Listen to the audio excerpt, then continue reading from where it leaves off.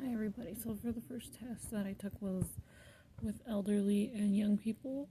For the first test it said the results were too many fast trials to determine a result.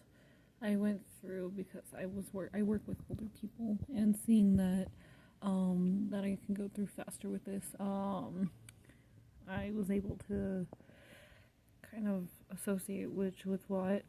Even though I know it was kind of 50-50 with each, I looked through the majority results.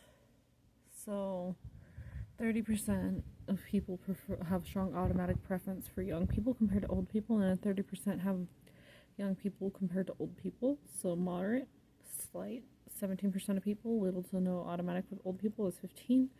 Slight for moderate for old 2%, 1%. So I've noticed that young people have more of a preference than older people, and I see that as discriminatory compared to my results. I think it could have been 50-50 if I kind of slowed down a little bit, but I kind of went really fast just because I work with older people. So times where I prefer older people, and then most of the time I prefer young people, just because I've seen it with most of the time older people tend to abuse the younger generation because they are set in their ways. But I've realized that's a stereotype and a bias, because not all older people are like that. And learning about that, I see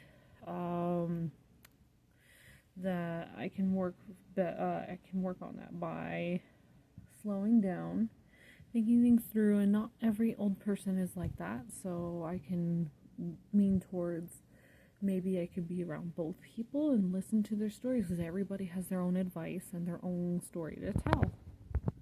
The second test I took was one with disability. I was moderately faster as a strong physically disabled people, sorting physically disabled people with bad, physically able people with good, than physically able people with bad, and physically disabled people with good. That I kind of questioned myself, because I am autistic, so I'm mentally disabled, and I also have ADHD, and I'm medicated for depression and anxiety. But besides the point, I see myself as questioning myself, because I know that physically disabled people can still do so much just like a physically able person can do.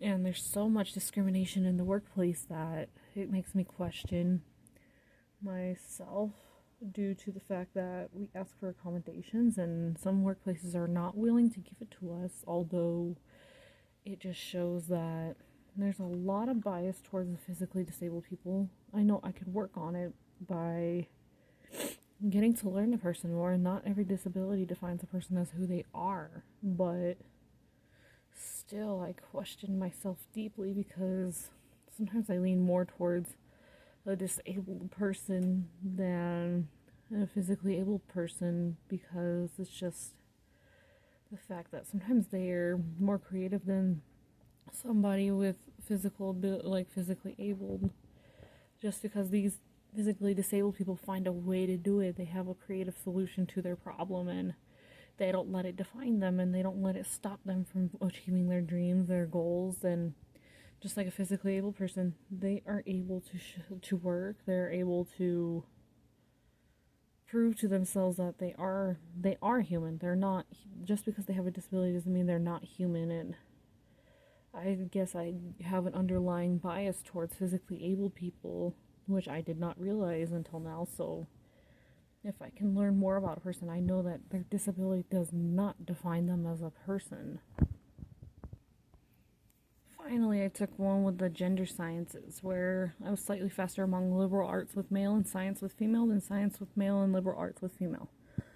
I realized that I could be a part of a 5% that associates science with female, because I know that scientists are a majority of male, and I know that a lot of females don't get the chance to prove to other people that, hey, I want to be in that power, I'm smart just like a man, and I'm able to prove to you that I too have the knowledge and that you should listen to me, because society chooses that, hey, men are smarter, men are stronger, men will choose a man over a woman because they think women are more educated than that of a man, and it kind of makes me upset because you never know.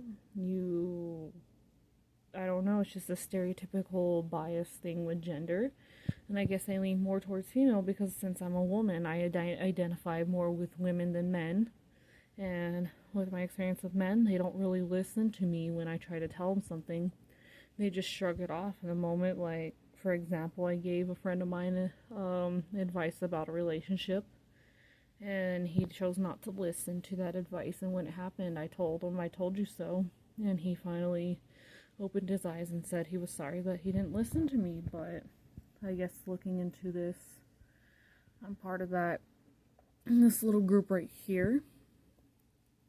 And I guess the majority, they expect women to be part of the liberal arts with the majority, but only 19% of people equally sort each gender with liberal arts and science. So I guess I'm part of this little orange group here, as well with the science. But to be better, I know that everybody can be just as smart as one another. They can help each other. They can literally listen to each other. And it doesn't matter what gender you are, as long as you're doing your job, you got knowledge in it, then it should not matter. You're male, female, trans, non-binary, gender fluid, black, white, Asian, Hispanic. It just matters that you know how to do your job, you're educated, that you're passionate about it, that you're able to basically be able to educate other people gently and professionally about a subject without chastising or attacking them. But otherwise, yeah, those were the 3 tests I took. Thank you.